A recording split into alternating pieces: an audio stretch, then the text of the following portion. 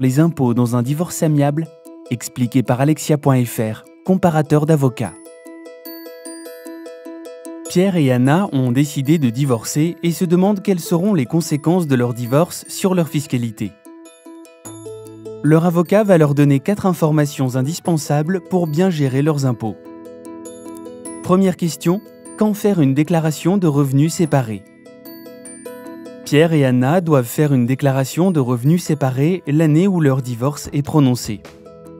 Cette déclaration concerne les revenus de chacun pour l'année entière, quelle que soit la date du jugement de divorce ou de séparation. Par exemple, si Pierre et Anna divorcent en 2015, la déclaration de revenus de 2015 à faire en 2016 doit être séparée. Deuxième question, comment se répartir les parts supplémentaires des enfants? L'attribution des parts dépend de la garde des enfants.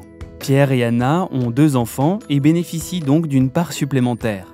Si la résidence habituelle est fixée chez Anna, c'est elle qui bénéficie de la part supplémentaire. En revanche, s'ils choisissent la résidence alternée, Pierre et Anna doivent se partager la part supplémentaire et bénéficient d'une demi-part chacun. Troisième question, faut-il déclarer la pension alimentaire? Oui, si Pierre verse une pension alimentaire à Anna, il doit déduire ces sommes de ses revenus. De son côté, Anna doit les déclarer. Si la pension alimentaire est l'occupation gratuite du logement familial, chacun doit déduire ou déclarer la valeur locative du bien.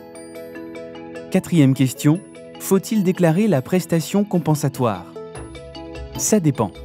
Si Anna verse une prestation compensatoire à Pierre, elle peut déduire le montant de ses revenus lorsqu'il s'agit d'une rente ou d'un capital versé sur plus de 12 mois. De son côté, Pierre doit déclarer ses montants reçus. Mais si la prestation compensatoire est un capital versé en une seule fois sur maximum 12 mois, elle bénéficie d'une réduction d'impôt égale à 25% des versements sur 12 mois, sans pouvoir dépasser 7 625 €. Dans ce cas, Pierre n'est pas imposé sur le montant versé. Comme Pierre et Anna, vous souhaitez divorcer? Remplissez un devis sur Alexia.fr, comparateur d'avocats, et vous connaîtrez immédiatement le coût et le délai moyen d'un divorce amiable dans votre région.